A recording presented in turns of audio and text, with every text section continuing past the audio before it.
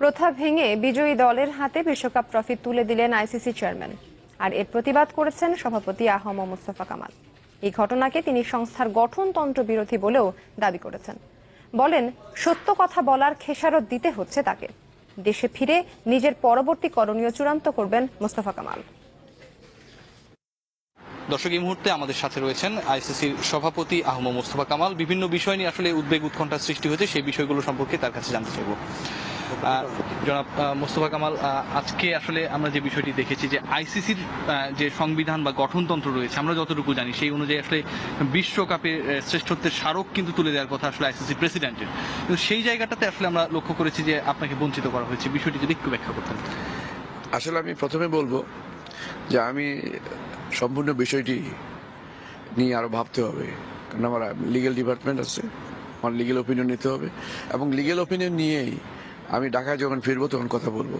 আপনারা সবাই দাওয়াত পাবেন, জানানো হবে আপনাদেরকে, আমাদের মাধ্যমেই সারা বিশ্বকে আমি জানাবো।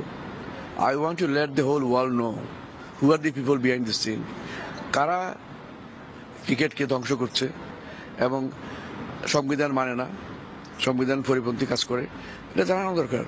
এটা আমার সাংবিধানিক রাইট, আমার সাংবিধানিক রাইট। আমি আইসিসি ট্রফি দিব, আইসিসির সকল ইভেন্টসের ট্রফি আমি দিব।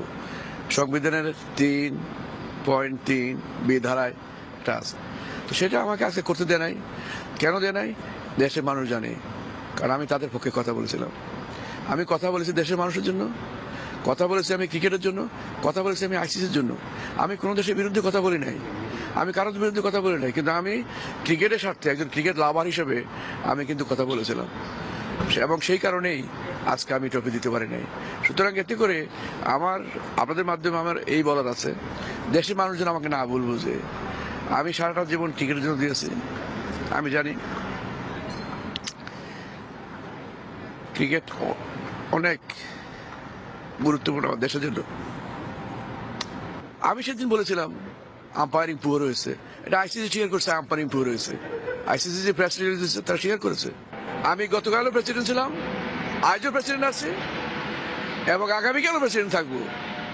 আজকে এটা আমার সাংবিধানিক অধিকার, এটা হরণ করে নেওয়া হয়েছে।